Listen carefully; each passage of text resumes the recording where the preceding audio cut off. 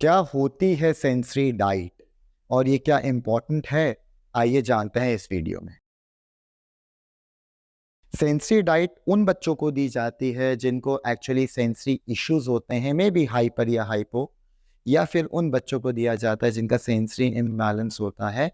ये बेसिकली एक ऐसा प्रोटोकॉल होता है जो कि पेरेंट्स को बोला जाता है कि किसी ना किसी तरीके से थ्रू आउट आप पूरे दिन में देते रहिए ताकि आपके बच्चे के सेंसरी नीड्स कम हो जाए। सेंसरी डाइट बनाते हुए मैं दो तीन चीज़ों का ध्यान बहुत रखता हूँ। एक, कि मुझे ऐसे लगता है कि सेंसरी स्टिमुलेशन, एक जनरल सेंसरी स्टिमुलेशंस जो होती हैं, हर तरीके की सेंसरी स्टिमुलेशन, टेक्टाइल हो गई, प्रोप्रियोसेप्टिव, वेस्टिबुलर, ऑडिटरी, वो हर बच्चे को दे देनी चाहिए। हो सकता है कि उसको नीड हो या ना हो, मगर एज अ सेंसरी इनपुट देने से कोई खराबी नहीं होती। सेकेंड, मैं बहुत चीज़ का ध्यान रखता हूँ कि क्या चीज़ है जो बच्चे को परेशान कर रही है, क्या कौन सी सेंसरी नीड है जो एक्चुअली उसको बहुत ज़्यादा चाहिए। तो ये दो चीज़ों का अगर कोई भी प्रोफेशनल ध्यान रखता है तो बहुत अच्छी एक सेंसरी डाइट बना सकता है। सेंसरी डाइट के पहले 2-3 प्लान्स ऐसे होने चाहिए जो कि आप अपने थेरेपिस्ट के ऑब्जर्वेशन में ही करें, बिकॉज़ कई चीज़ें हैं जो आपका बच्चा रिलक्टेंट होगा करने में और कई चीज़ें जो बहुत ज़्यादा सीख करेगा। तो कितने अमाउंट में क्या-क्या चीज़ देनी है उसको, ये आपका थेरेपिस्ट ही आपको बेटर बता पाएगा, ताकि राइट अमाउंट में आपके बच्चे को सेंसरी स्टिमुलेशंस मिलती रहें, पहला। और दूसरी सबसे इम्पोर्टेंट चीज़ अगर आप मुझसे पूछेंगे, वो ये है कि जब आप सेंसरी स्टिमुलेशन देते हैं, तो वो एनवायरनमेंट कैसा होना चाहिए ताकि वो जितनी भी सेंसरी एब्ज़ॉर्प्शन करे, वो मैक्सिमम हो पाए। पेरेंट्स के लिए ना बहुत इंपॉर्टेंट है कि आप अपने थेरेपिस्ट के साथ बैठ के ना पहले बच्चे का सेंसरी इम्बैलेंस देखिए, समझिए। बिकॉज़ कई बार क्या होगा कि जब आप सेंसरी पे वर्क करेंगे तो उसके सेंसरी सेटल हो जाएगा, सेंसरी इश्यूज़।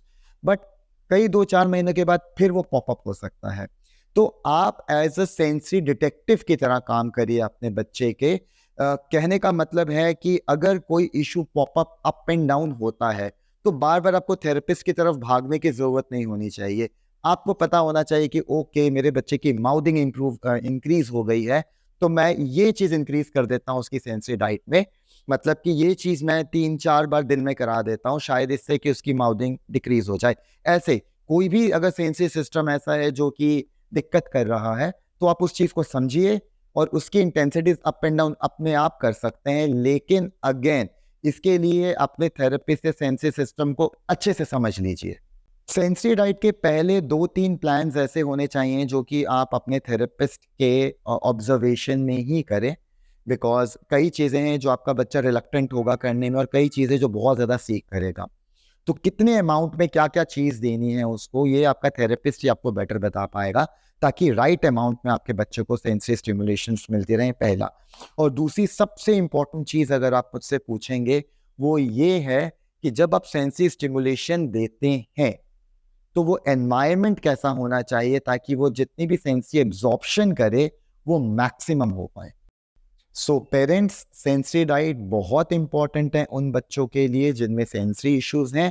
एंड अगर आप मुझसे पूछोगे, सेंसरी डाइट के बिना कोई भी प्रोटोकॉल कुछ भी आप करवाएंगे बच्चे को, तो वो ज़्यादा इम्प्रूवमेंट नहीं दिखाएगा। बच्चे को सेंसोरियली सेटल करना बहुत ज़रूरी है। अगर आपको कुछ भी किसी भी सेंसरी सिस्टम के बारे में जानना है तो प्लीज़ मेरा चैनल सब्सक्राइब करिए, और मैं चाहता हूँ कि आपकी मैं जितनी भी मदद कर पाऊँगा, मैं करूँगा।